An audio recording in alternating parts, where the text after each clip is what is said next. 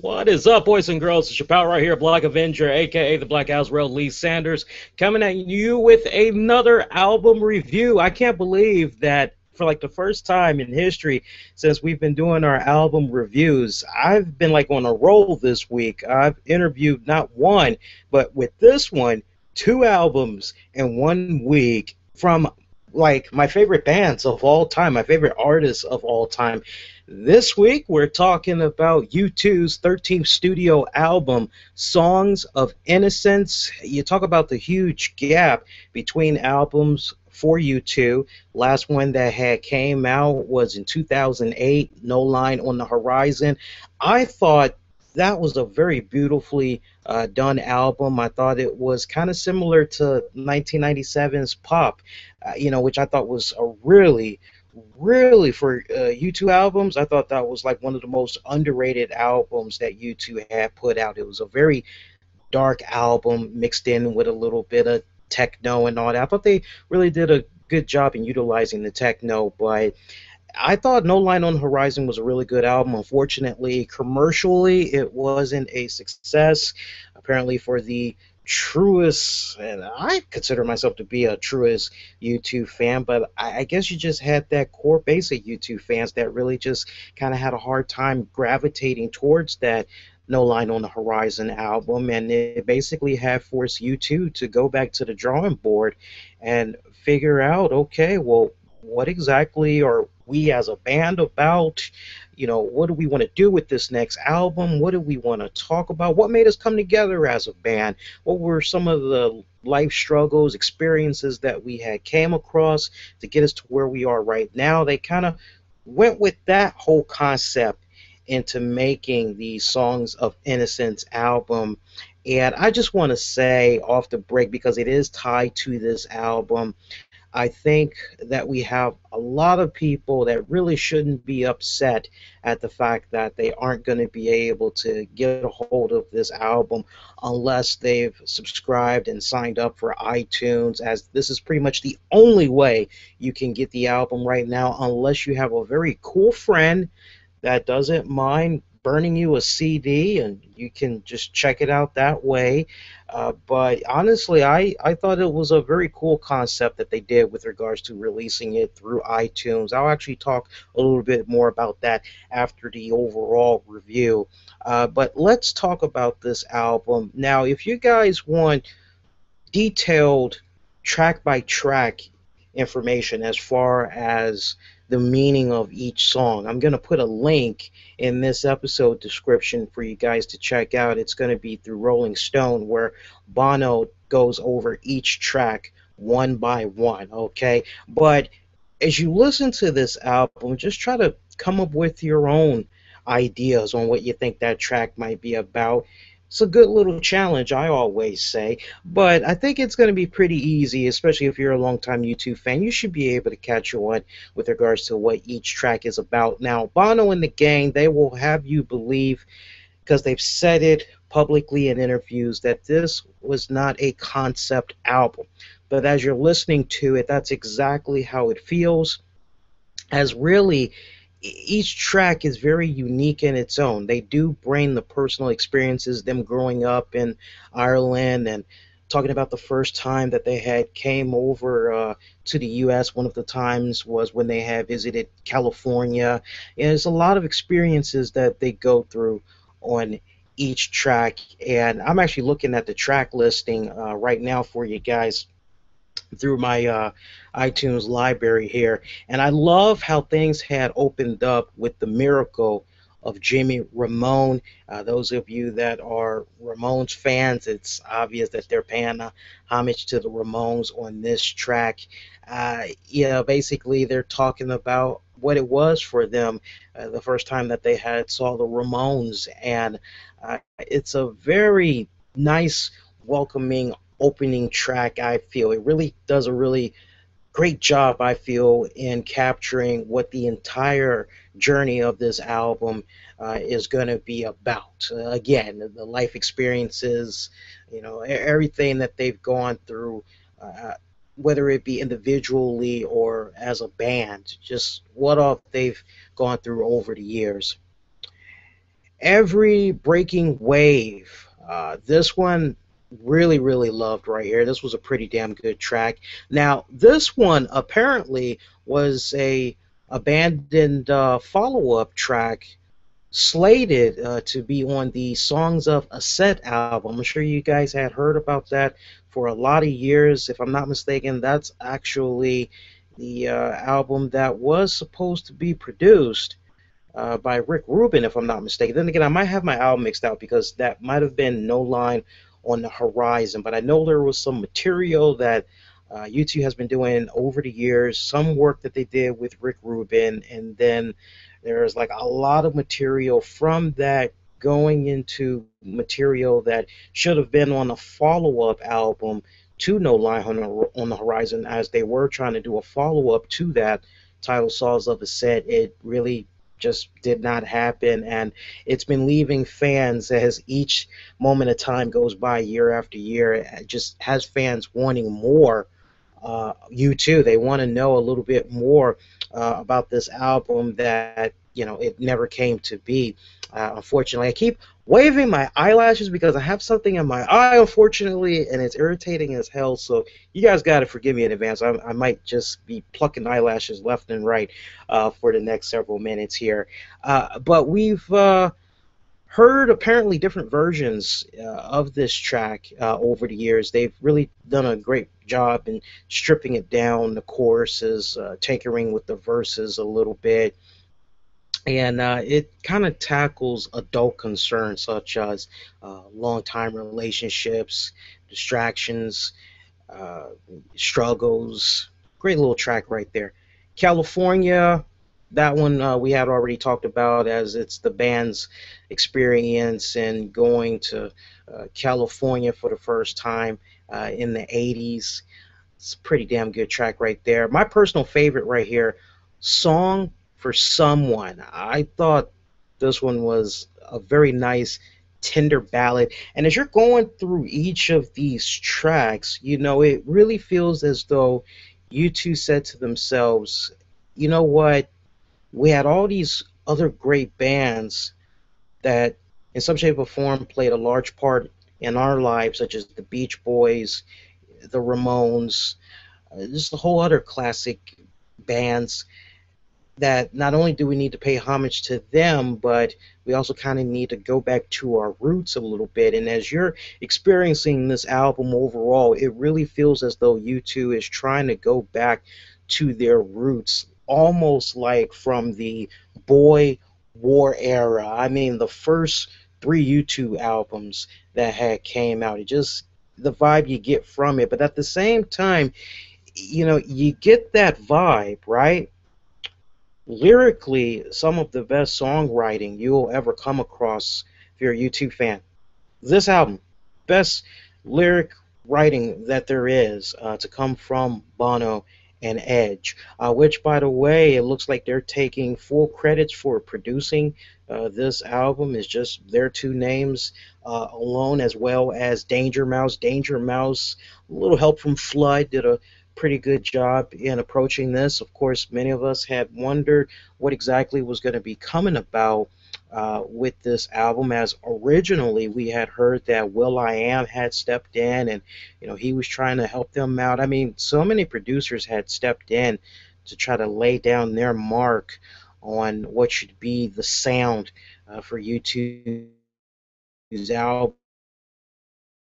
But said and done, it came down to Bono, Edge, Danger Mouse, Flood, a little bit of help from Ryan Tedder as far as production goes. But a Song for Someone, definitely one of the most standout tracks in my mind.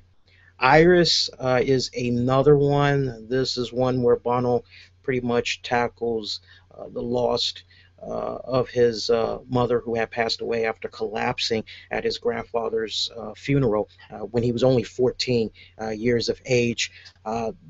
Emotional track right there, very good stuff. Volcano, you kind of get the vibe as you're listening to Iris that maybe with Volcano, Bono, still a teenager, is experiencing all the emotional roller coaster of a ride that he was going through after the loss of his mother, possibly. Let you all come to your own conclusions on that one. Roundabout by Raised by Wolves, somewhat of a political song with track 8, Cedarwood Road. Sleep Like a Baby Tonight. Sleep Like a Baby Tonight, by the way. For those of you, and I'm probably like one of only a small handful of people maybe that misses the type of Bono that we had got on Zoo Oprah. I might be pronouncing the album wrong. Zoo Ropa or Zuropa. I'm always pronouncing that damn album wrong during the years, but Lemon. I love Lemon. I love Bono having that falsetto voice that he has track. And those of you that missed that old Bono, you're going to be able to find that on that track, Sleep Like a Baby Tonight. He teases it very good. You get enough of that falsetto fix that just kind of has you saying to yourself, Bono can still go there. He can still go there if he wants to. I really had enjoyed that. Very nice, soothing song right there. Rounding out the album, we have This Is Where You Can Reach Me. Kind of a little bit inspired by The Clash. You'll kind of hear a little bit of it as you're listening to that. The Trouble. Out with the Troubles. And I don't know if you all that, but also I've just kind of gotten this vibe over the years with the past several albums that U2 has put out. It seems like they've been trying to give you this epic send-off almost with the very last track, and it just kind of seems like that streak was broken with track 11, The Troubles. I just really could have gone without that. To me, that was probably the weakest single on this entire album. All the other tracks, I honestly did not have a problem with. Some people have pointed out that with regards to this album, it kind of feels as though U2 did not have a sense of a record wise, and they did execute it very well, but just the musical journey that you experience as you're listening to this album. Some people may feel that U2 lyrically didn't do a very good job in, okay, here's the starting point, which is basically, hey, here we are, we're kids in Dublin, this is what we're coming across for like the very first time. This is what's happening at our scene as we're coming up. And then right down to the very end with the last track, a lot of people feel that the journey throughout the 11 tracks, it gets a little bit lost. I say on the contrary, I think the journey that U2 goes through on each track is a hell of a story. I'm able to stay with it pretty much from beginning to end, and not to mention, you got to keep saying to yourself, this isn't really a concept album. They've already said that this isn't a concept album, but at the same time, they are talking about experiences that they've had in their lives, but I thought they did a really good job in handling it. Now, is this album better than No Line on the Horizon? Yes, hell yes. Yes. Is it better than All That You Can't Leave Behind? No. Is it better than How to Dismantle an Atomic Bomb? No. But if you're a fan of U2's first handful of albums, Boy, War, October, this complements those three albums very well, I think. It complements them very well. This is an album I feel has high replay value. You will keep going back to. It's a very unique sound. Those of you that's looking for Invisible or Ordinary Love to maybe be B-sides on this, unfortunately, the way it's looking right now, that's not going to happen, although anything is possible because this album is going to be released everywhere coming in mid-October. But for right now, if you have iTunes, you get this for free, and it's kind of cool the way the marketing strategy had came about with this. I mean, earlier this year, we already saw Beyonce, who quietly had released her new album exclusively through iTunes. They worked out a deal where iTunes was basically They were given first strike. Everybody else had got it, like, I believe, a week later or something to that effect. And it was just one of those things where quietly you just went into the iTunes store. Boom, you see a banner telling you Beyonce has a new album out, and you got a bunch of music videos to complement all the tracks that you can see. It's really coming off as though the future of the music industry is going to play a large part with iTunes and other music online formats slash providers. It kind of comes off as if now the artists are kind of realizing, at least those really good established artists like U2, like Beyonce, they're really realizing that, you know what, there's a lot of people that have iTunes. We can definitely reach a massive amount of a fan base through iTunes through the right type of marketing. And honestly, I think U2 might have been a little bit inspired. And there's nothing wrong with that, all right? I think they might have been a little bit inspired by the great success that Beyonce had, that the marketing strategy that they used, which was to premiere the release of this new album through the iTunes summit, conference, if you will, where they had announced a few cool things that's going to be happening as far as the iPhone 6 and their version of a new tablet surface or whatever. And that's pretty much where it all had came about. I thought it was a brilliant marketing strategy. I know we have some people that feel as though U2, they hoard themselves by offering this album for free on iTunes, and I think that's just silly. Honestly, if you're a real U2 fan, you need to be saying to yourselves, number one, at some point U2 had got paid for putting this album together and making it all work with Apple. And sure enough, Bono had actually wrote a very lengthy letter explaining the release of Songs of Innocence, and or correction, the album Songs of Innocence, and saying that, look, we did get paid for this album, but at the same time, we still wanted to do whatever we could to get the album out there to you all as soon as possible. Not to mention that it's the 10th anniversary of when U2 had first hooked up with Apple. So I think we just have more people that may be a little bit upset at the fact that they aren't going to be able to get a hold of this album like the people on iTunes are off the break, that they have to wait. But I mean, I grew up in a time in the 80s going into the 90s, late 80s, where if people were talking about a really cool album, you didn't have access to that album yet because you didn't have the money.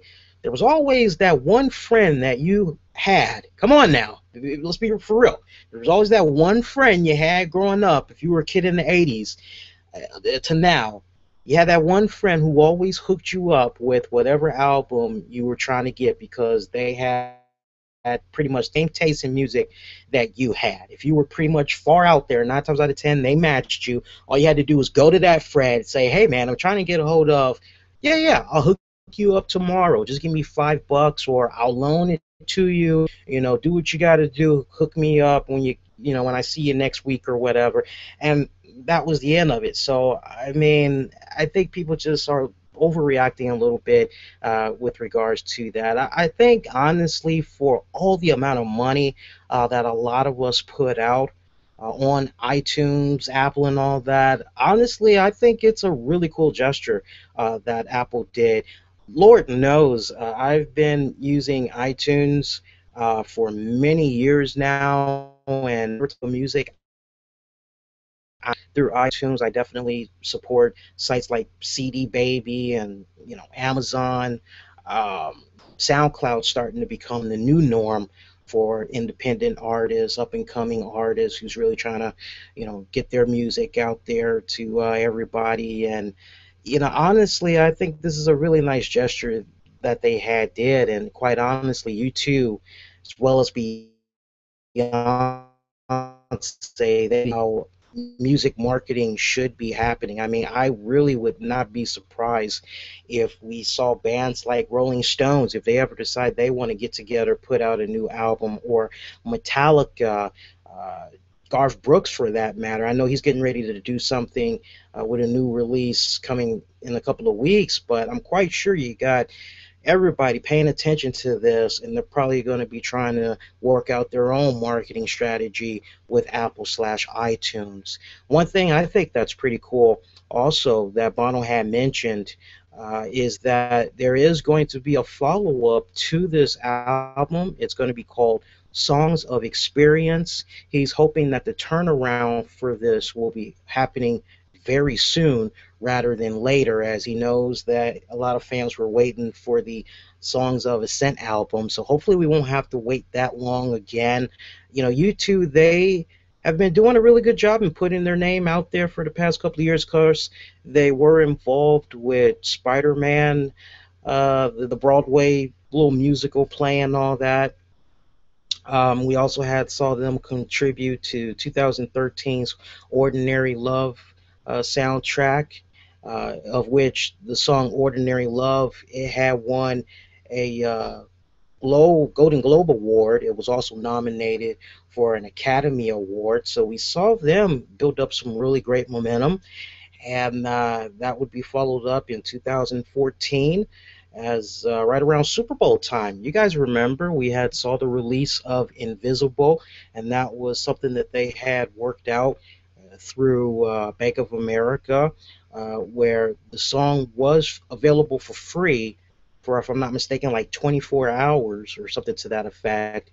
And basically every single time that song was downloaded, Bank of America would donate $1 to Project Red, which was co-founded by Bono to try to help stop AIDS. So, you know, that seemed to just work pretty well for U2. It got them in that limelight, and you know, originally a lot of us were expecting this new album to drop sometime next year, but as their PR representative had said just a couple of weeks ago, they said the goal has always been to have the album be released sometime this year, sooner rather than later.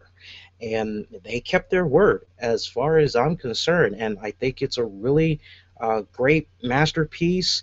It's definitely one that gives you a nice throwback type of feel, especially if you grew up on the Beach Boys, the Ramones, the Clash. This is definitely something that you'll be bobbing your head to. There's definitely going to be those key tracks that you're going to find yourself going back to a lot. But just to recap again now, this is not as good as How to Dismantle an Atomic Bomb or All That You Can't Leave Behind, but it is definitely better than their last album, which was 2008's No Line on the Horizon. I will definitely admit that. What did you guys think about this album? I'm very curious. If you have it, you checked it out, definitely let me know.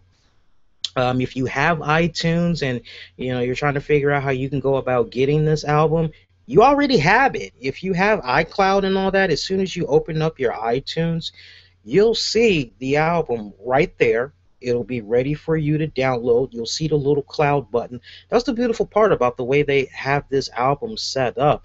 People that are usually into rap, or maybe they're in the jazz or whatever respected genre, you just open up your iTunes library and mysteriously the album is just right there. So it's like, hey, if you're curious, you heard a lot about U2 over the years, you can check it out and go at your own leisure. If you end up not liking it, you don't have anything to lose because it's free. And by the way, we definitely got to make sure we give U2 a mad shout out and congratulate them, because in just like 24 hours since the album was released, it's been downloaded over 200,000 times. Currently, it is available in over 119 countries, assuming that you have iTunes. So they're off to a very damn good start right now. Post those comments down below. Let me know what you had thought about this new U2 album. Let me know what you thought about our overall review for it, if you felt we did it justice, as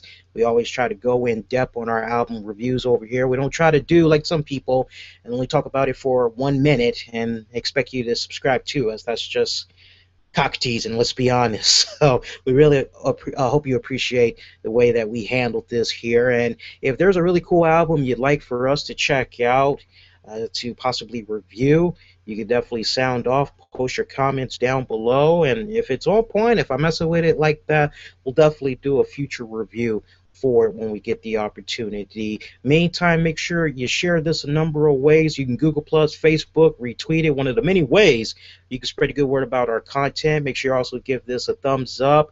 If it's your first time checking us out, I'd love to have you subscribe to us because we do a little bit of something for everybody. We got some really cool album reviews like what you're checking out now. We also do a little bit of breaking news. If you're a wrestling fan, we even cover a little bit of that. So we got a little bit of something for everybody. So do subscribe. Check out our content as we're always doing some really great stuff here for you guys on a weekly basis. That's going to do it, boys and girls. I'm wishing all y'all to be safe. Be kind to one another. We will see you all next go round. Everybody, do take care.